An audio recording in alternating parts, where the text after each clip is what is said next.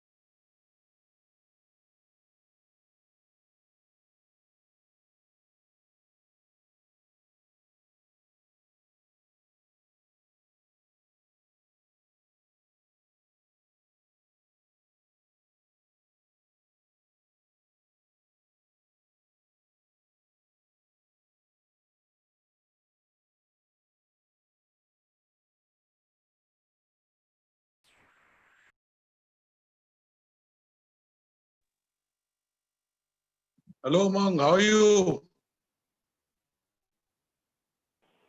Unmute yourself. Yes, yes, I just did it. Hello, sir. So happy to see you after such a long Hello. time. Yeah, it's been a long time.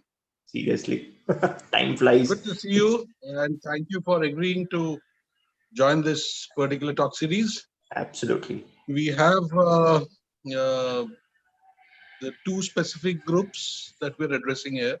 One Sure. is, of course, the students of the design program, Right. DES698 students, and I'm sure Mrityunjay has explained to you all the things. It's basically the title of the course is Special Topics in Design. Hmm. So I thought, what can be a better option than getting all of you back Yes. and let us know what you guys are doing. Correct. That would actually expose the students to several different domains of design. And then Absolutely. we also have some students from the VLM program. Okay. Uh, these are students from the management program. Right. So these students, as you know, this is a program which is jointly being run by IIT Kanpur, IIT Madras, and IIM Kolkata. And Correct. students spend some Yes. time at IIM Kolkata and then spend some time at Kanpur and then go to Chennai. Correct. And during their stay at IIT Kanpur, of course, this time it is a virtual uh, course run. So they are exposed to design also. And so I included those students as well in this group itself. Sure. So rather than wasting much of a time, let's start. Let's listen to your presentation and Sure. see what all things you have done, and I'll grade you also based on that. Yeah, that would be the most important grade which I would have received for my past decade of work, I would say. Great, sir. Yes, so good evening, everyone. I think, yes, it's all virtual sessions that we are going to get into. Of course, things are different when you talk in person, get the insights, and I will request this not to be of a one-way talk that might happen. We will have more of an interactive stuff. Today, it's good we have people from the VLM as well, because I think I have something for everyone today. It's more of a culmination of all my, you can say, the efforts and information which I've got for the past 10, 12 years of working in the industry, building products, and I've tried to cover up quite a few things in this 1 hour session with you guys. So it's always good to get back to your own college. It feels a bit nostalgic, of course, talking to all of you or seeing Satyaki sir after such a good long time, I would say. And it's you're actually getting back to the roots where you all started design as. I mean, you came to know, and I always say that academics or your college or where you're working is more of, you can say, it gives you a launch pad, I would say, and then it's all up to you how you take it up, how you grab those opportunities which come by your side, and then how you work upon. So starting off with that, I'll share my screen. Let me know when it's visible, guys. Yeah.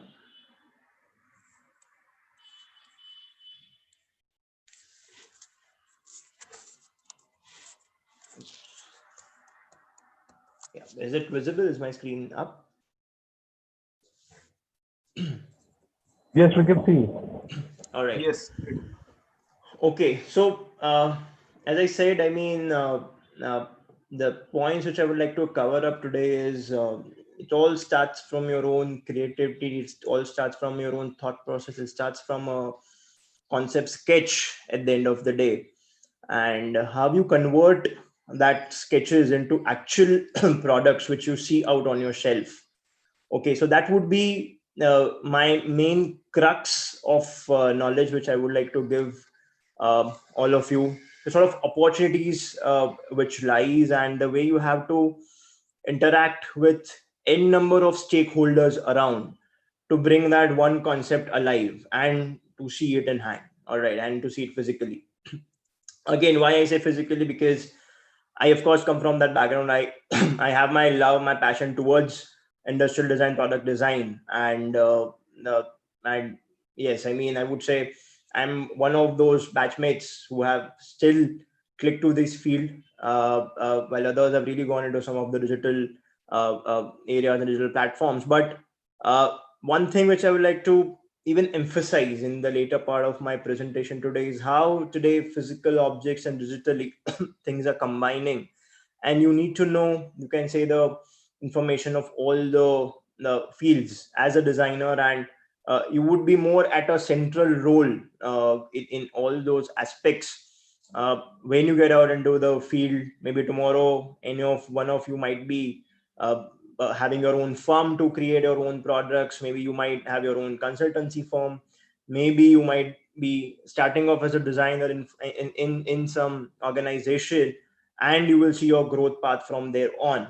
All right, so as far as I'm concerned, I'll be starting off with a bit towards on what where I'm working right now, what we do, and how, I mean, the products have been converted, some of the recent products in different areas, and what was the background behind it. That is something which I would like to explain it to you, to give you a very, very important overview in terms of, be stick to your insights, stick to your own instincts, stick to your own, I would say, expertise, and then choose the right path. So overall, as an organization, I mean, as of now, I've been with this organization called LUMIUM almost for 7-8 years now into the field of design, for almost 10-11 years. And as a firm, we are of course a product design consultancy firm based in India, based in US, and based in Japan, covering up, you can say, the eastern and the western markets. I lead the design team out here after, you can say, uh, taking care of multiple projects, multiple clients at the end of the day. We are also building some of our own products to be come over. So here it's a team, I would say, of industrial designers, mechanical engineers, electronics engineers, and the team of graphics, UI, UX. We sit almost on the same floor, and it's more about quick innovation, quick design, and the way the interactions happen in order to create some experiences, some products that would that someone or any one of you will be using in our day-to-day routines, right? So as an overall gist of it, what we do is like, of course, one word which is being used since ages and ages, that's innovation. So we have sort of divided our verticals into three different fields, I would say. One is what we call it as a blue sky innovation, where clients, or they're not aware on where they want to enter their product into. Maybe they have a background tech with them, but yet they want to convert a tech into a product, and yet they don't know what the users are, how the users would think around, how they will adapt to the particular product, and how the market will react to it. So it's more of, you can say, uh, uh, the sort of projects that we do in our academics, where you start off from your base research in terms of getting an entire scenario of the product, the entire scenario of what the users would be and how they would be adapting to it. And then you start creating, building upon, strategizing it to a level of, you can say, a high level architecture of a product, and then you start detailing it out. So it's more of a long haul projects, I would say, specifically when we enter into sort of a blue sky innovation sort of a thing. I'll also talk about it in a bit as I go along in my other slides.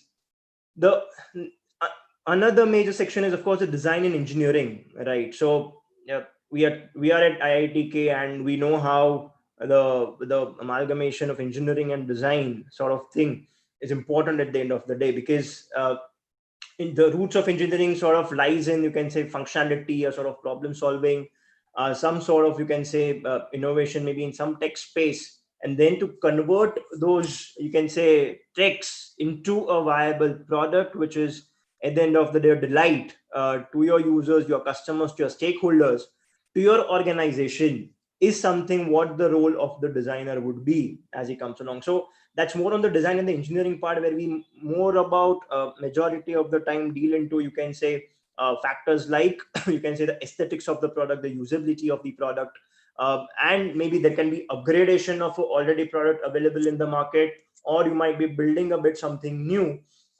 where the tech and everything is there, but it's more about creating a very beautiful, good looking enclosure around it. I mean, and it can be your packaging product to, you can say, complex medical oriented product at the end of the day. So that's another key area that we are working upon. And third, and I would say one of the most important point, which I guess as a designers we need to understand, is we are also into design and manufacturing.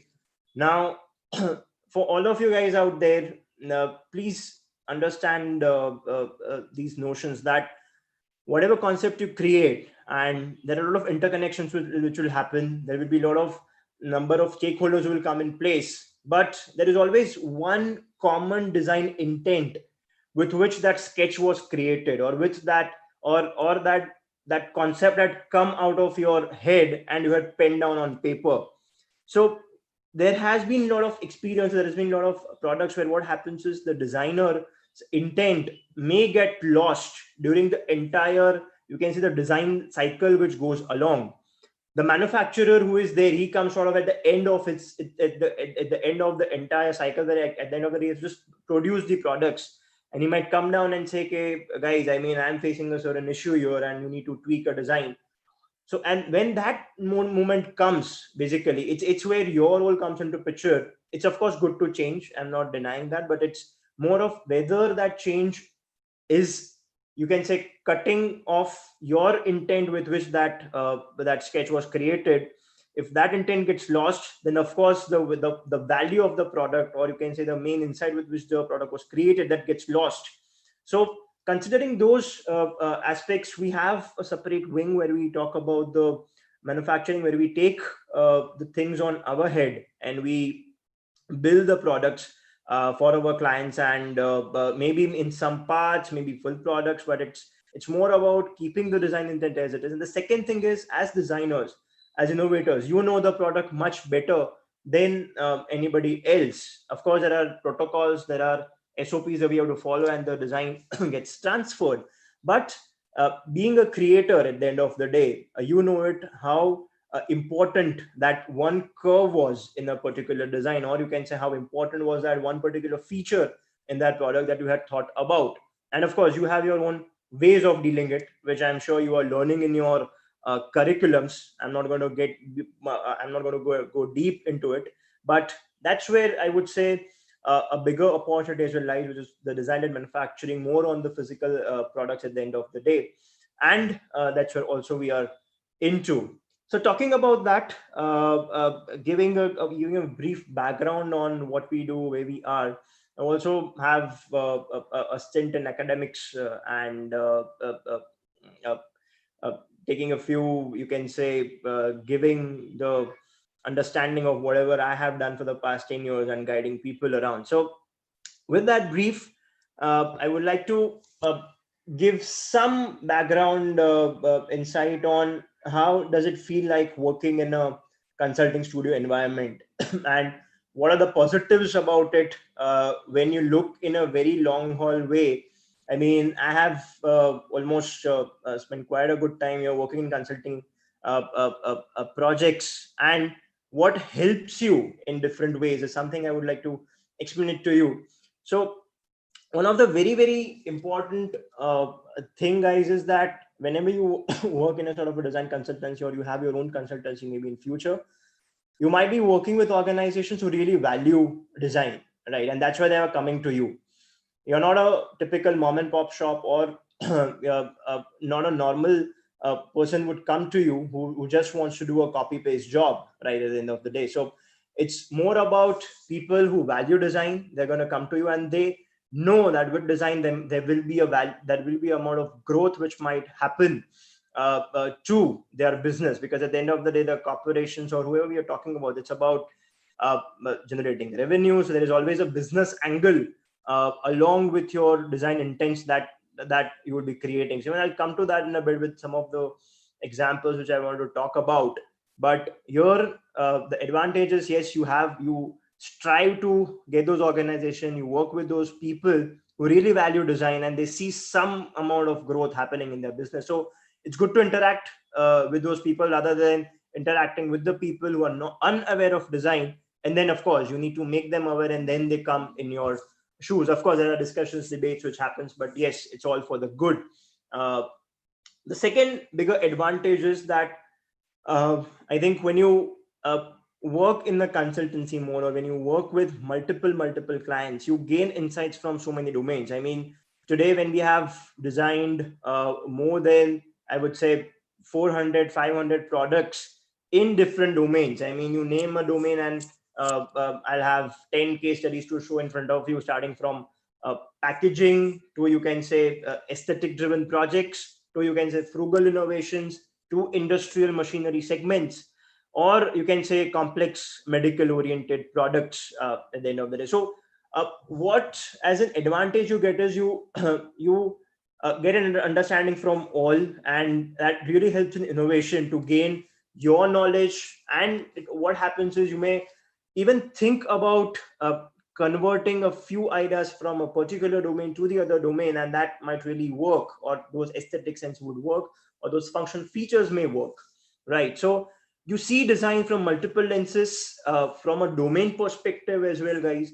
And another thing is, you also see from multiple people, or you can say multiple stakeholders. The stakeholders can be a marketing person who knows where the product, or where the entry level point of the product would be, what the tentative cost should be, what the users will like, what the users will dislike. So you see the entire product from an angle of a marketing person, you see the entire product from an angle from a manufacturer person, that okay, if I do this change or if I do this design, how is he going to perceive it? Because as I said before, you as designers, we are at the center stage, because it's you are the creator, it's your baby, and it's you have to nurture it in a way which is acceptable to all the people around it. And keeping everybody aside, of course, your user insights is again, you'll have to make sure that they are on the same page on what you have designed, right? So there are a lot of experiences where you design, you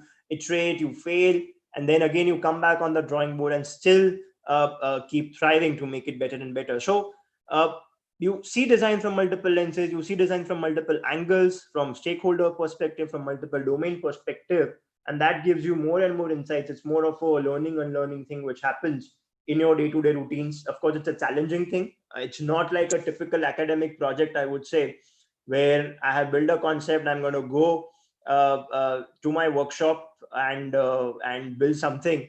With that, I just recall the amount of time which I used to spend in the workshop. I'm not sure whether we still have Ramchandraji and the other staff members. It was great time with them. I'm sure Satyaki sir would remember the times where I mean, it was the idea, I just go there, build it across, sorry nahi ho raha hai abhi kya kare, and then you still keep iterating to a level where sort of you're satisfied. But yes, that was, as I said, it's more of a launchpad thing. You iterate, you build the thing until you yourself are satisfied to a certain extent. In academics, it's not only your you can say satisfaction which matters, it's about everybody. I mean, from your as I said, from the person who has conceived the idea at the marketing place at first place to your end users, and you will have to make sure that everybody is in the same boat while you're designing the things. The third and the interesting thing is, guys, again, it's more of a almost what I said before, that you'll work with so many teams together, and people from multiple domains you gain. And see, let's be clear, you may not be expertise in everything, right? And that's why you need different people from different background, and there you know that okay, how you work with them.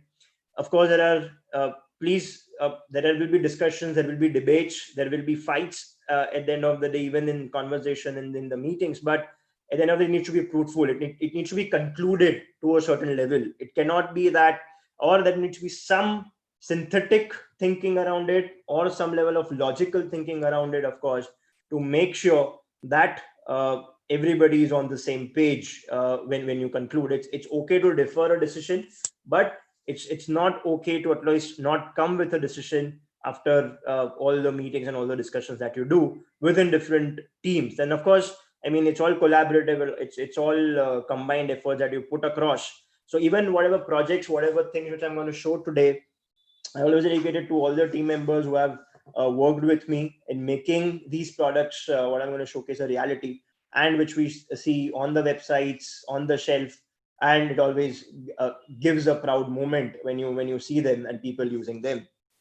And the last and the most important thing, guys, is as a design consultant, or as a design studio, or as a you can say an expert in this particular field, you're always considered to be you can say a person who will give your opinions, and your opinion matters. It's not that you give an idea and nobody is hearing you, right? It's that person, that client, that organization has just come to you because he thinks that you are an expert in this field, you are an expert in the design, and the opinions that you will give, that would really impact his business, that will really impact his top lines, bottom lines, and his brand value per se in the entire you can say the product life cycle that he's into. So with this this is just to give you an idea, guys, in terms of, if when you get down out of the colleges, out of academics, this is what you can expect. And this is, of course, the most beautiful part of the journey when you start off your day, working with teams and then making certain decisions, building designs that might really impact, you can say, maybe hundreds, maybe thousands or millions of people who are going to use your product that you are thinking about today. So with this, I'm going to give a very brief talk on some of the products. Some of them are pretty recent. There are 3 products that I think I'm covering up today, to just give an insight in terms of how versatility is there in these products. What are the opportunities which lies for all of you in terms of how you want to take it up, in terms of design, in terms of development, in terms of implementation. So the 3 different domains that I'm going to talk about is, one is a pure consumer electronics product, uh, which is, you can say, where your aesthetics play again a very important role in combination with the features and the functionalities which the product has to offer. The second product is more, you can see, into the frugal innovation factor, the way the current make in Indias and the things are progressing, and that's where I see a very good opportunity in terms of where you are taking care of, you can say, the entire mass market scenario and covering up, I would say, the entire pyramid, from the lower strata to the upper strata, and how you go about it in those sort of projects, in specifically in the frugal innovation space.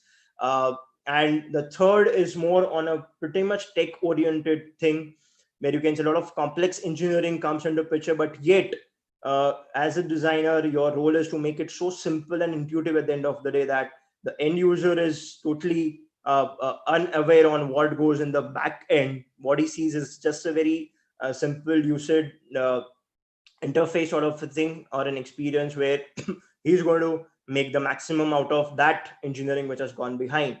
So I'm going to cover these 3 specific pointers, guys, and in the meantime, maybe we can take the Q&A later.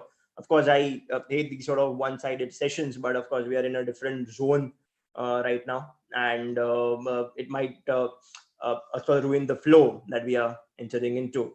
So let me start off with the first product, which has been, one of them was launched in the pandemic times itself.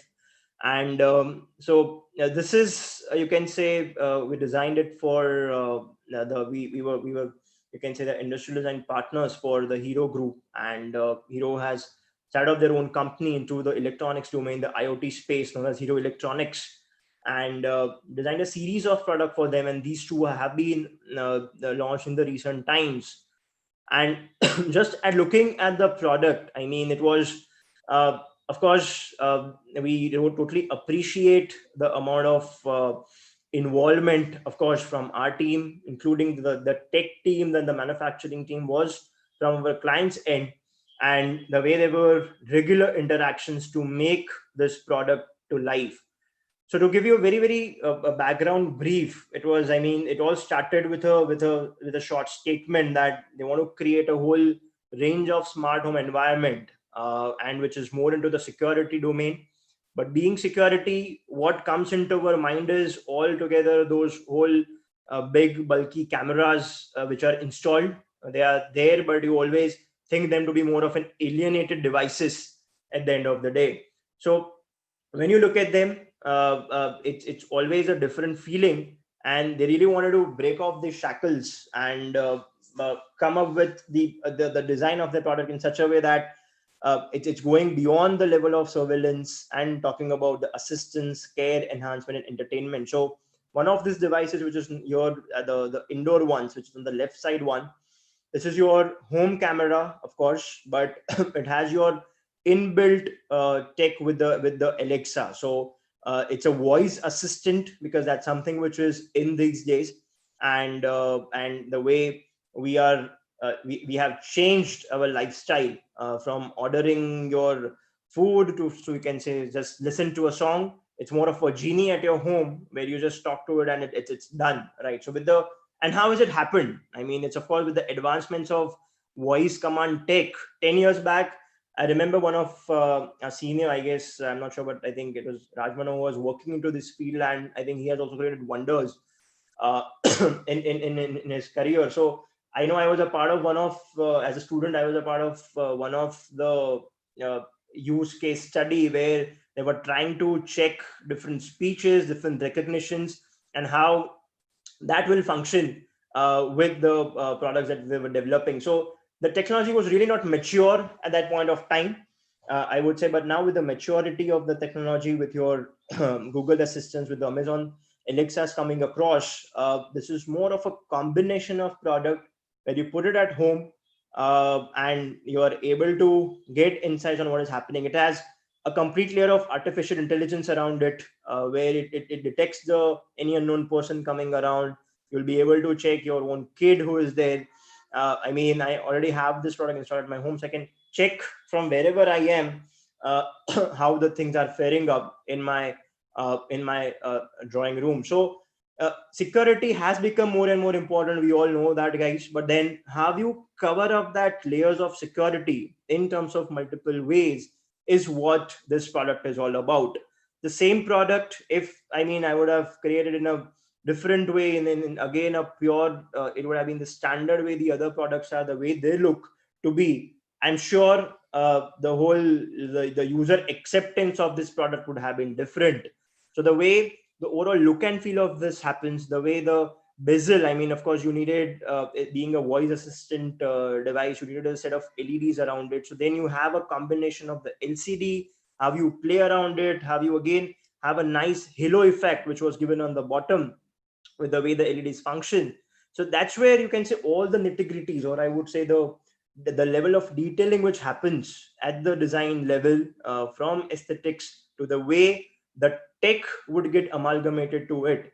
So we are really, really thankful to our clients who are really uh, uh, who understand the design sense as well, and we also had to sympathize with them at multiple moments in terms of when the journey was in place, and it was more of a tweaks done at both the ends to make sure that we have a good looking product in our hands. Similarly, on the second product which you see, it's more of a IP related camera. You can even use it outdoor. It's a complete weather resistant. You have rain coming across, you have multiple things coming across, but still is going to function. But the same thing is further encompassed into a very sort of, you can say, a cute bubbly looking design, which was sort of, I guess, launched almost in the period of April.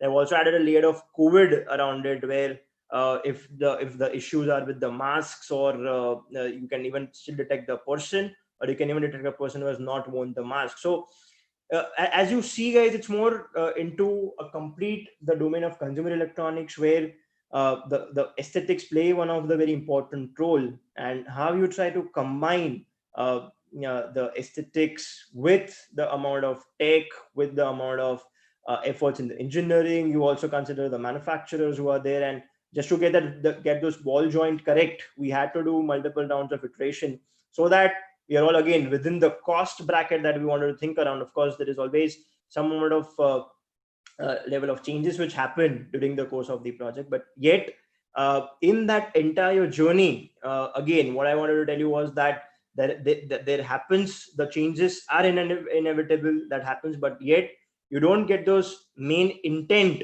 out of the product is what your role would be when you come across. So this is about one of the product. The second product which I want to showcase here is again a very interesting one. It's more, as I said, into the frugal innovation space, and this idea came from again one of our client himself, and the concept itself was so intriguing, and it was a very great experience to work with them. So just to give you a very, very small background onto it, what is it about? So today, guys, if you go for a normal eye checkup, or we all would have known that there are a lot of eye checkup camps which happens. They are at a CSR levels. They are at, you can say, at, you can set a level of a trust. But at the end of the whole exercise, I mean, and why eye checkups? Because we all know that after a certain age, you really need some amount of, you can say, maintenance of your eyes. You need your cataracts to happen. You need your other things to happen. So it's more of, I would say, at the corporation level, it's good to have these sort of camps set up. Now, more in the rural space, I mean, as as an urban population, we go to a doctor, he sees it, and then okay, we get the treatment done. But more in the rural space, there are these huge camps organized, maybe at a cheaper rate, maybe at a complimentary basis, I would say. But then you have to, when those camps happen, you have a multiple people entering in. Okay, so then Most of the time you have to look at the anterior portion, you can say the front portion of your eye, and you're able to detect how your eye is. Now, every time to get into those microscopic devices, to take it to those locations and then evaluate the people is of course a challenge. And every time you can say there is a paramedic staff as well, to have even a doctor with you to just get your eyes check up is you can say, when you are considering a population of of a billion people, more than a billion people, you really need some fast diagnostics to happen. I mean, the way the current COVID situations are, we are still relying on the fast COVID techniques or fast COVID detection techniques, so that we are able to cater to the population that we are relying upon. In the past, we have been relying upon the products which are imported, which are coming out from, you can say, the European countries or the US countries. But then, to just get that a bit off track, so the idea here was that why do you need those sort of high-end microscopic devices to get that initial eye checkup done? So the same thing was further converted into a very simple looking, as much as minimal in terms of the materials, minimal in terms of the overall you can say the amount of user interactive thing which goes behind. And the main thought which came down from a client was that why can't we use our mobile phones to just take care of your eyes? And the another advantage you get with the mobile phones is that you can capture the image. Once the image is captured, you can show it to anyone globally around and get the opinions with the issues with the patient. So here it's more of a completely, you can say, knockdown approach, which where each of these parts come in a very short kit. You can easily assemble them together, use your mobile phone, you fix it across, you put it on a table, and one by one, as and when patient comes by, it's just a paramedic staff who has to use his mobile phone, take the image of the eye. There are certain protocols, of course, to be followed, already given the links for it. And once the protocol is followed, those images are captured, those images may be shared with the doctor who is maybe in some urban space, and he can take a call whether the patient needs further intervention. So with that, you are able to do the entire, you can say, the level of diagnostics in more quicker way, in a more efficient way, and you're able to cater to the masses that we are talking about. And that's where again I'll put down a very important topic of context in place, that we know where we are, where we have been born and brought. We know what the context there are, and the way the current vocal for local scenario is happening. So a product which is already selling well in US and Europe might not work well, because we come from altogether different background, and we may need a different design altogether.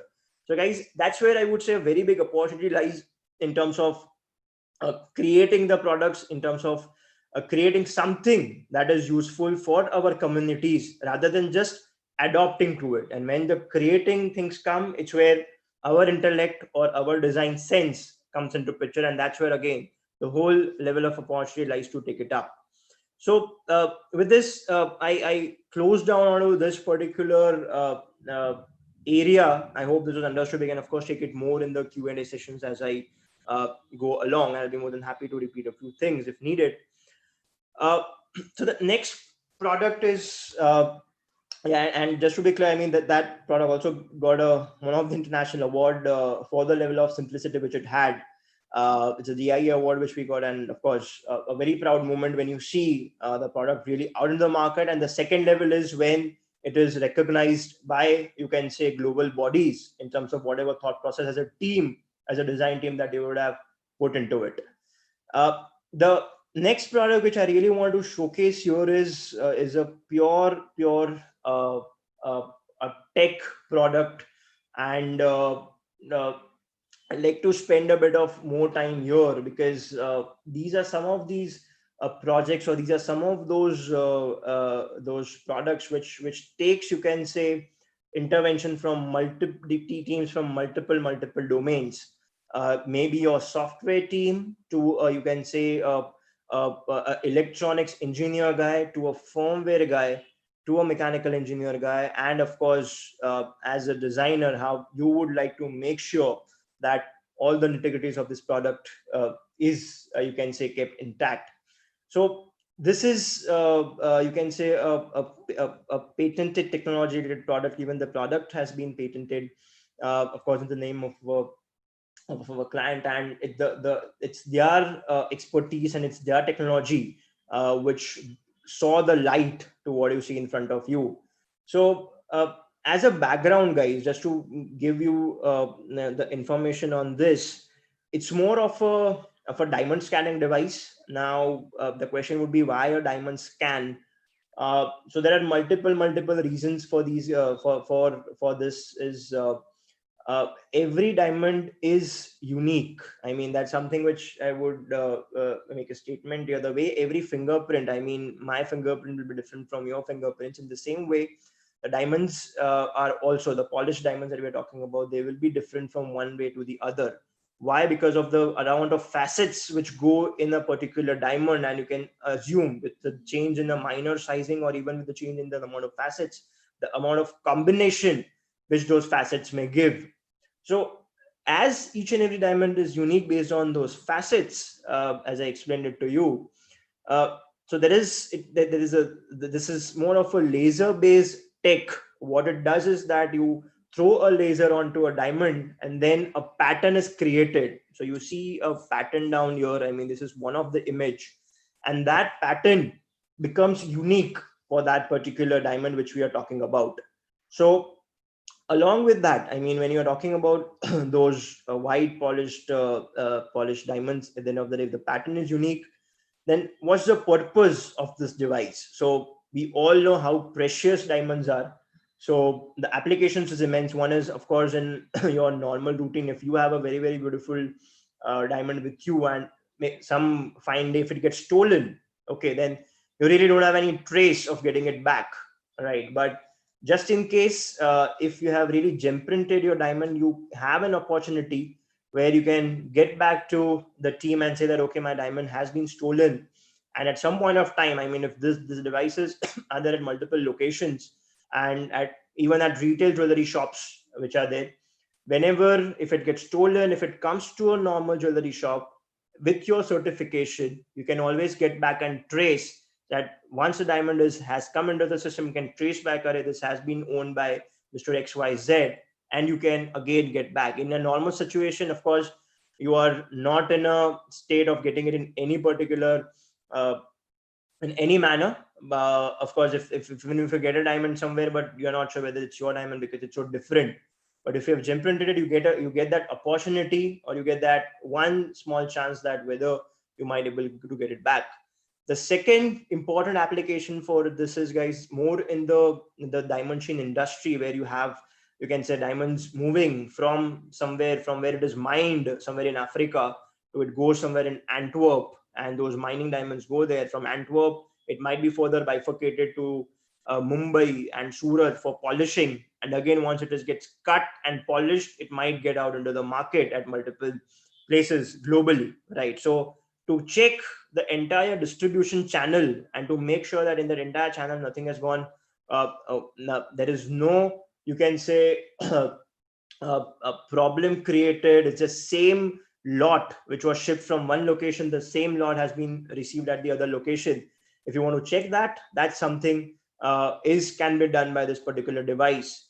So it is one of those, again, that one of those most unique tech which was there.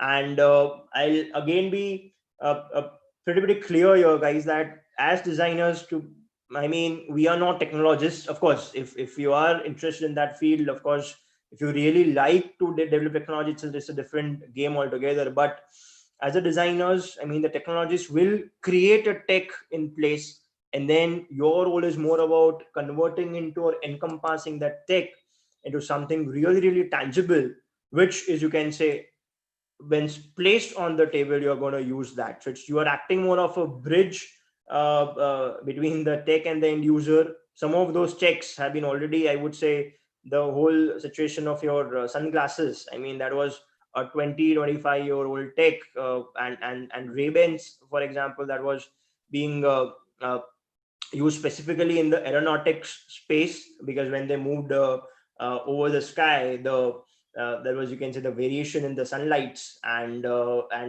how the Ray-Bans, which was there at that point of time, is now we are using in our day-to-day routine. So the main crux, guys, is that as a tech, it's there, but for the end user, he's going to be more inclined towards the product. So we were more involved in converting that tech into a very, very simple device. In this device, there are a combination of 12 motors, which 12 to 14 motors, which work in sync with each other. But the user is not even aware of it. As a user, he just has to open up the lid. Again, the flat lid was on the top because the diamonds have to be placed on it, and they need to be very, very clear enough when they place it.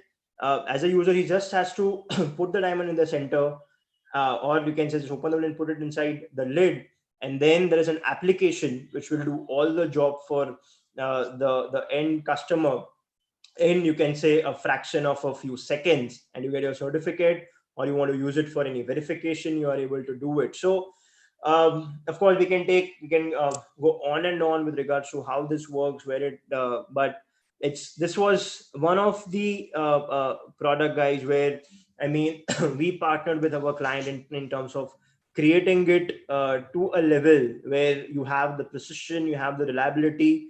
We had to get into the shoes even at the level of shipping, because when you try to ship it from one place to the other place, there are issues which happen in the way the shipping is handled, and you need to get into the shoes of that as well, and make sure that when you have so many components, or when you have so many things inside the product, everything stays intact when it goes from one place to the other place. So in nutshell, I mean, for all these products, for all these projects that we did, guys, it's the main principles of design, whatever you are learning in your school, whatever you're learning in your college, that remains. Okay, you have to tweak a few processes here and there whenever you do go with more of these tech innovation, or whenever you do build these sort of devices. You really have to be very, very particular in terms of how the things would function. You will have to make multiple proof of concepts to make sure that you fail early in your path of design, and make sure that this is one of the paths you really don't have to take. It's more on the innovation space, guys, but you'll make sure that this is the path you really don't have to take, and you really go back to your drawing boards and again sketch back. So no idea is a bad idea, but of course, if it doesn't work, you have to keep your egos, and if you have to keep your emotions aside at the end of the day, and again start back on the drawing board to build something new, to resolve a problem, or to make sure that the requirements are met. So with this with, you can say, the whole a bit of a product understanding that we just did, uh, what are those interconnections, what are the people whom we have to deal with once you get off of your college, or when you are starting to build something on your own? So of course I'm just naming a few of them here. There is a whole bunch of people for sure, but in nutshell, it's your users whom you have to deal with. They have the requirements. Some of the requirements you might have to say that, okay, we might not do it this time, it will come at a later stage because it does not fit into the budget, it does not have a technical feasibility, or you may even chuck that idea there and there. So it's, you will have to take a very, very cautious calls on. You can never expect that all the, you can say, the user aspirations may get may get you can say solved, but of course you'll have to take those very, very important decisions, that what goes ahead and what concept doesn't go ahead. So it's, you have to take care of your users, you have to take care with your technologists who are actually building, you can say, if it's a functional device, okay, if it's a art oriented device, if it's more of an aesthetically pleasing device, it's more of a painting, or it's more of a, you can say, it's of course at the end of the day, it's your perception, but when you are considering a mass market scenario, or there, of course, you'll have to take care of the nuances from all these stakeholders, including the technologists, including the engineers, including the modelers. Today, when you make just a form, and then if you are not aware of how you model it, or if you don't have your hands-on approach, you might not be able to explain to your modeler in terms of how you want that form to be created, how you want that exact curve, or even if you want that aesthetic character line, how you want to make sure that that is met based on what your thoughts were, right? So and at the end of the day, of course, your manufacturers who are going to build this device and this entire circle, guys, communication is the most important thing which I have observed. If you are able to communicate well to all of them, including your end clients, you have not yet put the pictures of your client and whom you have to deal with in terms of his own aspirations, the way he would like to get his product out. The marketing team, if you're working in your own individual company where you are a part of a design team, then you have to deal with the marketing guys who will have their own thought processes in terms of how we want to create a product. And you'll have to make a few changes in your designs based on those requirements, because the way they will trust you on your design instincts, you also need to trust the others based on their instincts. It can be the marketing guy, it can be that technical guy who is working onto it.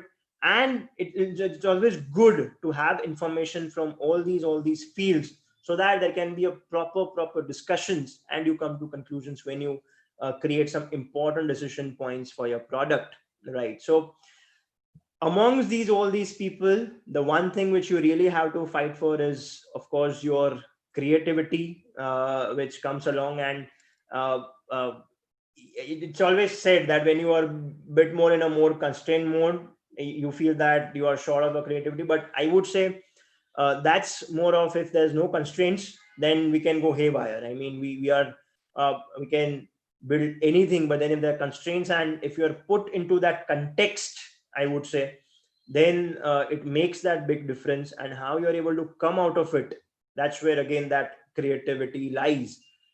So why do you do all these things? Why is it taken care of? This is one of the important reasons, that today when you go out into the mall, or tomorrow when you search on Amazon and you can see your product which is there, which people are taking, maybe you may expect the different reviews. Of course, the first step is to at least get that out, see that experience, how that thing happens. And that's one of the reason I would say I have been into this field, uh, where it really, after all the hard work done, when you see a product out on the shelf, and that's an amazing feeling altogether.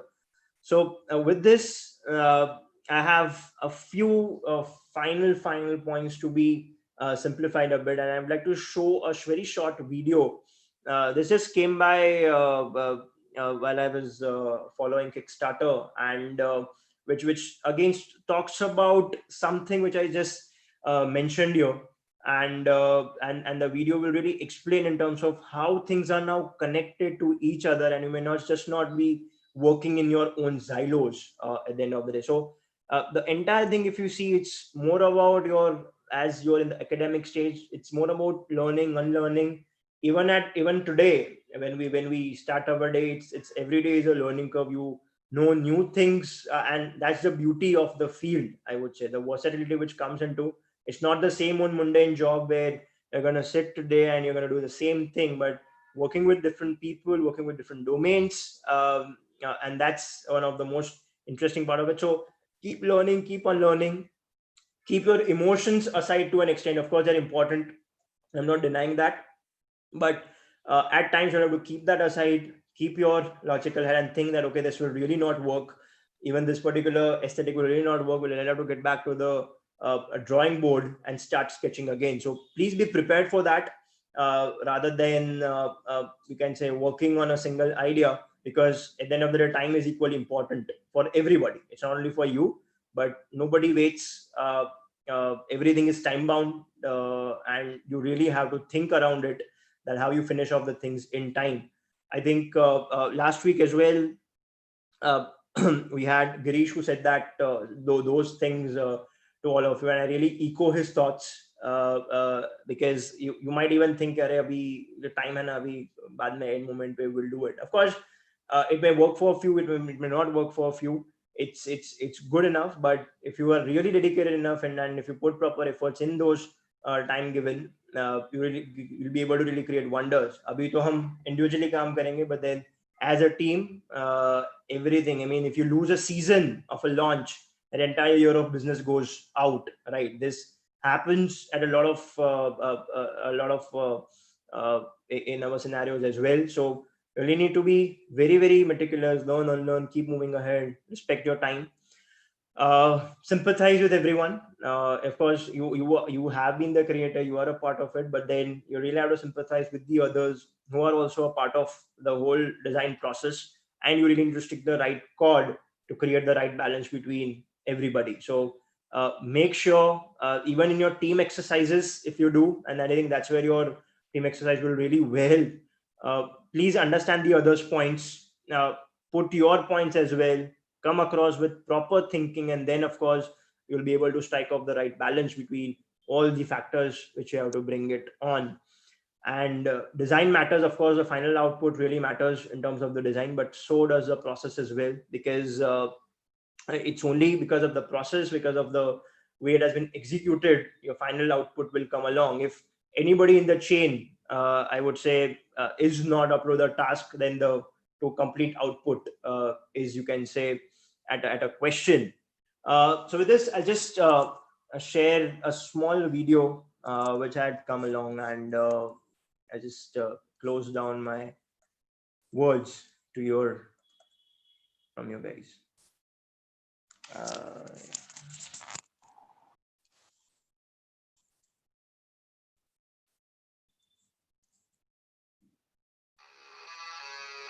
Is it audible to everyone? Yes, no. It's audible. We can't see it. Oh, okay. Just a second.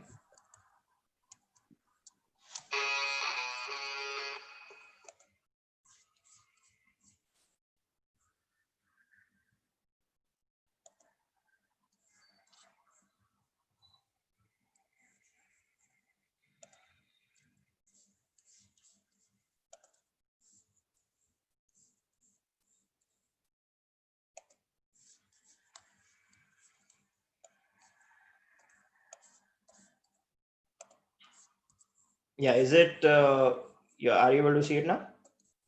Yep. Yes. Look, we didn't invent chess, but back in 2016, we completely revolutionized the way it's played. Paired with an app, you could now play with your friends across the world, or challenge millions of players online. Or go man against machine and take on the board's AI, all this right on your automated chessboard. After weaving thousands of such stories around the world, we're back. Introducing the Square Off Neo, a state-of-the-art automated chessboard with features you've never seen before. It's more compact, faster, and simply smarter. All of those into one super affordable chessboard. But then we asked ourselves, why stop at just chess? We bring to you the Swap Board, an ultra-cool board gaming platform with a surface on which you can play multiple board games on. Who would have thought that one day the chessboard would make its own moves? And our adaptive AI auto-adjusts itself to your level of ability. You wanted speed? We heard you. With some crazy engineering under the hood, we've now incorporated Blitz. And it's so fast, it moves even before you think. Simply select your preference, change the pieces, and you have a brand new game. What's not to love? Pit your wits against your buddies, whether they're next door or across the world. And don't forget to make new friends along the way. And if you're still not on board with these games, how about developing one yourself? Hello. For those of you still on the learning curve, combining the best of smart digital learning and real-life coaching, we've built Victor. Using a unique multi-sensory approach, Victor is tailored, not programmed.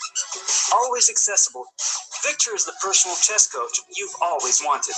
He's so real, it's almost spooky. It's time for your next session, John. We left our board with a bunch of people, and this is what they had to say. I like the fact that you can see how you've done after the game. You can analyze what you did wrong. It would benefit me playing against other people around the world who can better my game instead of playing the same people I play every day. A friendly voice, you know, much better way of learning something. Together, Together, we've created a community for all of you. The social gamer, the gaming recluse, the beginner, the veteran, and everyone in between. Two friends one day decided the way the world plays board games. 2 years in, and we are a step closer towards revolutionizing the future of board game. And we can't thank you enough. And we are back home to Kickstarter, where it all began in 2016. With Neo and Swapboard ready to join the square of family. Our R&D is through and manufacturing is in place. This time, we are equipped with a passionate team and most importantly, with experience on our side. The only thing that is missing is your support in helping us create these ultimate board gaming platforms. And with swappable board gaming surfaces next in line, this is just the beginning. So please back us and share our campaign. And don't forget, the magic that astounded you in the first place continues. It was like real life Harry Potter. Basically connects people across the world.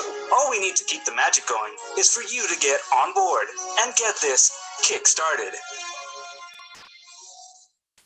Yeah, so one of the concept, guys, which really intrigued me in terms of what I'm doing again, because I'm sure this is the space where sort of we are entering into. We have I'm just sharing my screen now. So this is more of the space where we're entering into, which is a combination. You can see the physical and the digital products, as you see here in this video.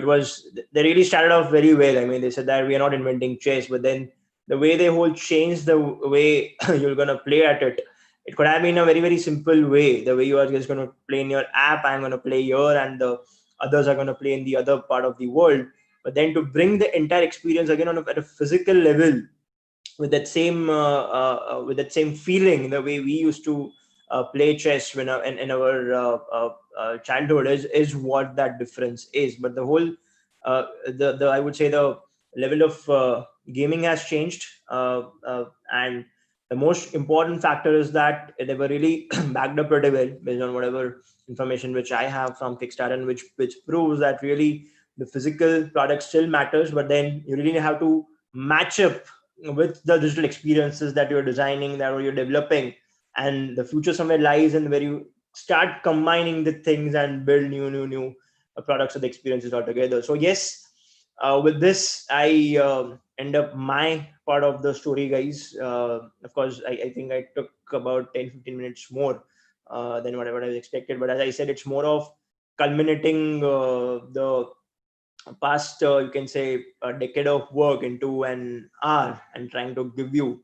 what best I could give within that duration. Of course, I'd like to meet more often. But yes, with this, I'll take a rest and would like to hear from you guys. MJ, thank you for organizing this. It's really great to get back to the roots and talk to the people. So yes, we'll have a small session now to talk with you, interact with you, and any inputs, guys.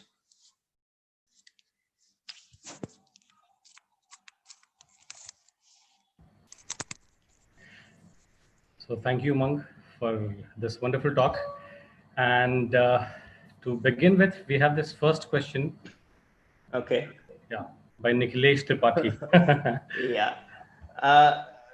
Right question, Nikhilesh, that how to predict whether the product is going to be accepted by the consumers or not. So you're right on that. See, what happens, Nikhilesh, is that depends upon the market that you're targeting. Okay. You really have a proper pathways in terms of how you will engage with the end users. For example, in the case of, you can say, the Gemplin that we talked about, it's the only technology which is available, it's patented, and then it's more about you are trying to solve a bigger problem in the case, and then based on that, the user will have its own acceptance. As comparatively to maybe I have to build a consumer durable product, I would say tomorrow I have to design, you can say, a tiffin box for a particular genre, and that space is so crowded with multiple players out in the market. There would be player A who will be giving it at a particular price, and player B who is giving it at a particular price. Take FMCG as an example.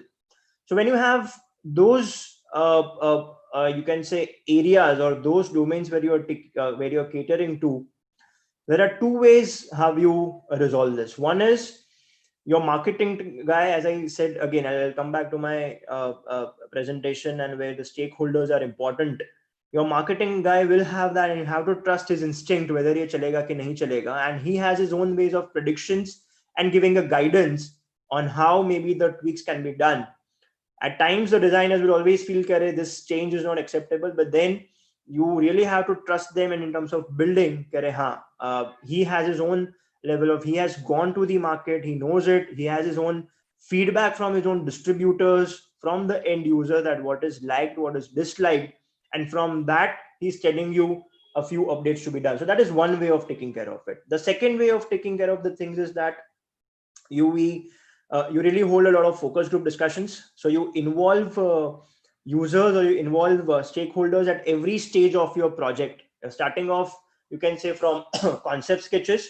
Of course, you're not going to take it for all the people, or you can say you're not going to serve everyone, but you have to pick the right user. There are agencies who do that, who help you choose it.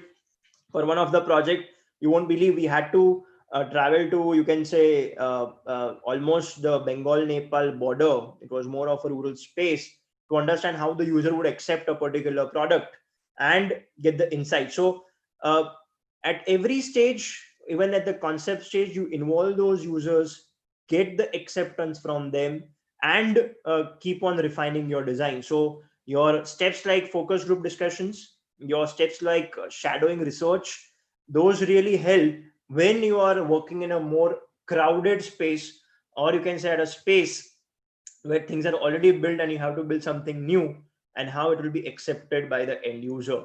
So does that help, Nikhilesh, in terms of your query?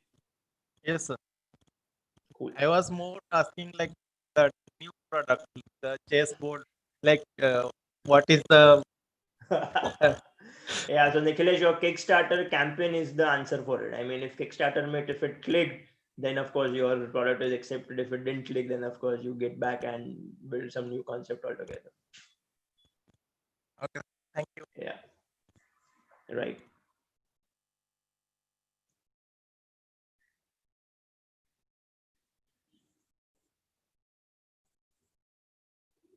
Cool. Anybody else, guys? If we want to talk about anything, and then maybe we can conclude.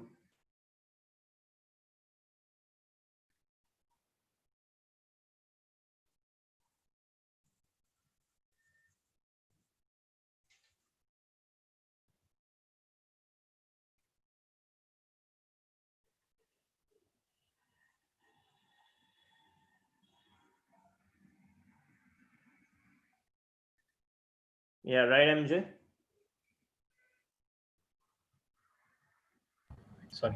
Sorry, I was on unmute. So I think nobody has any more questions. Yes, sir. Opti sir is online now. Yeah. Yeah, so it was a wonderful talk, Umang. Thanks, sir. Yep. And yeah, I mean, I can see the way you have evolved from those good old days. Yes.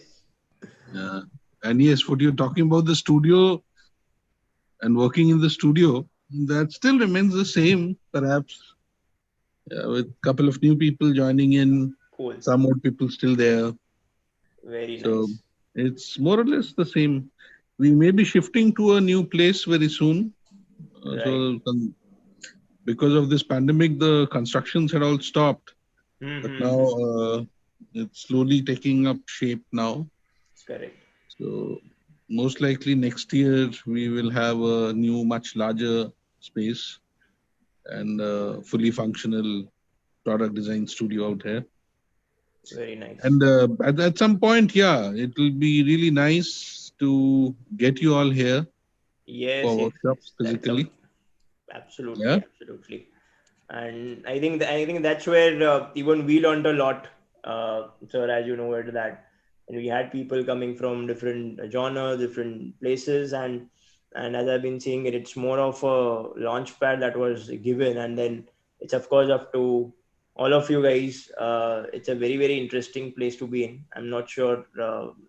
I'm sure for at least the MDES guys, you have to stay out of campus is is totally not acceptable. I mean, IIT के campus में से कैसे, how can we stay away, and what we learned out there. So yeah, once this couple of other talks happen, we'll have a meeting. Sure. And I was also thinking if we can start some kind of maybe to start with a virtual mentorship program for the existing students. That would actually help a lot. I mean, many students are, of course, the first year batch of students, we didn't get a chance to interact with them otherwise, just virtually. I think they will still open up a little more. It would have been nice to see more questions, but I think it's too early for them. But eventually, yes. And there is some question coming across. Yeah, there's one question. Yeah. Yeah. Yeah. So, what the small design exercise that we should practice for exploring material tech? Oh yeah, a good one, a very good question, Divashri.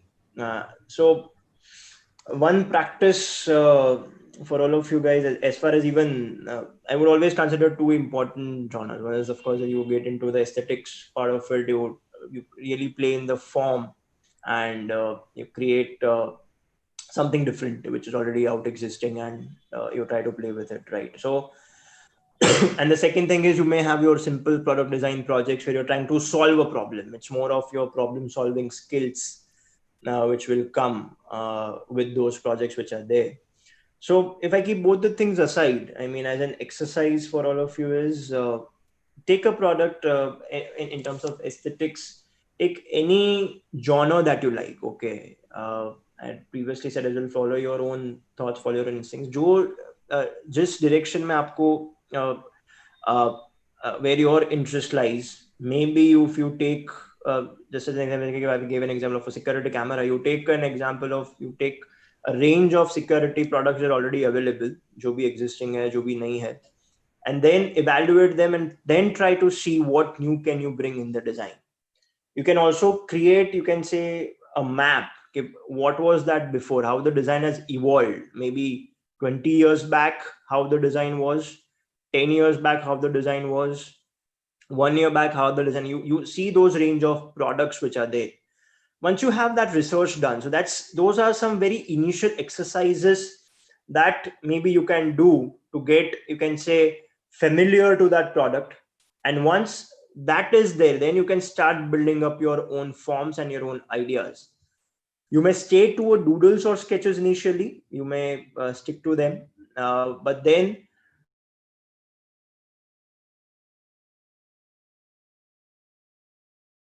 get insights. Be open to suggestions and be also clear in terms of your communication. Okay, if this design is done, then what was the thought process behind it? It needs to be very, very crystal clear. Then do those sessions internally, because that will really help in terms of making sure your communication is better and your designs improve. Once that is done, I mean, so to cut the story short, understand what is there. Take any product which is into your field of interest, do a basic research, create forms, show it to your colleagues for, you can say, getting a proper feedback. And then if the form is on paper, if you look that if it makes sense, then start modeling it. You can use your foam mockups, you can use your clays, you can use whatever you want, just to make sure that you have physically the things in place. And you may even have that on table. I mean, whichever forms out of, you can say 50, 100, 200 forms that you have created, maybe you can make 20, 30 mockups, and then you try to actually have a physical feel of it. Once that is done, then it comes into, you can say, the level of detailing in terms of what materials, what finishes. And that's, I would say, it actually comes from your observation skills. Okay.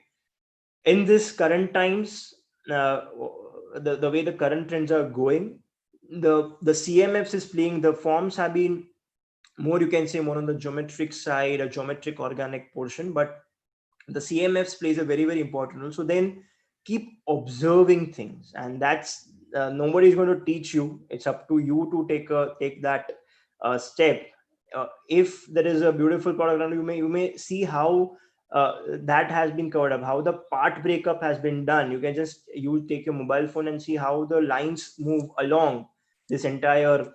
You can take a normal toothbrush and see that how they have tried to combine, I would say, the plastic with the silicon feel into it. So that is more of the observation uh, uh, exercise that you may take across, just to understand how the materials and how the things may uh, have a look and feel of it. So once you have these physical things done, and when those observations will combine, automatically the level of detailings, or you can say the level of knowledge and detailing sense, will get imbibed into you, and you will start getting or the ideas in those directions. So this is what I would say my simple exercise or my simple advice would be. One is to create that observations and to just keep building that sketches, and the third one is, uh, I remember my batch and we were really really keen into competitions. So those competitions really give those edge to you. They teach you that how much you have to deliver in a particular timeline, kitna deliver karna hai, and how you can be focused onto a particular topic. So look across the competitions which are there, which are already there, jahan pe bhi hai, globally, locally, nationally, and keep participating, because that is where you will actually apply your design principles, which our faculties or which we understand. And once you apply them, I think if you really win those competitions or whatever it is, at least that exercise is done, which will help you to learn something, and which will really help you even update your portfolios in a better way. So these are, I would say, my three simple advices in terms of how you can practice, even you can say design, with the academics in parallel, on how you go across. So does that help, Divyashri, in terms of your query?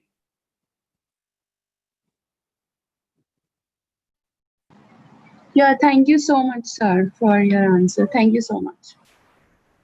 Yeah, we have, yeah, Girish also pouring in, and yeah, he's saying, I just suggest for tech and module, first need to be curious exactly and can start learning from existing products by.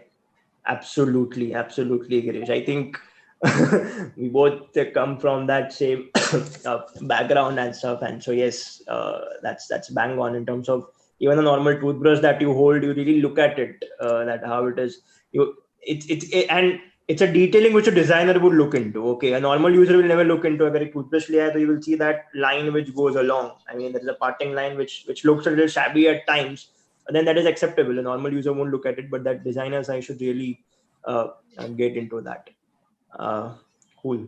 So Satyakis, I just want to ask a question that how are we also placed now in terms of students? I mean, at our times it was good to have everybody together. Everybody used to do the projects of their own interest. Is it still the same, or we have bifurcations and stuff? So how is it now? So, yeah, things are more or less the same. Cool. This particular semester, of course, I mean, we don't know exactly where it is leading. The coursework is happening, assignments are being given, but you know, with design education, until unless you really make your hands dirty, it doesn't work. Really. Exactly. That's right. Of course, I mean, so students are being given exercises, they're working on it. I believe next 3 semesters that students will be here, little more hard work next semester to make it up. So that's how it is going to be.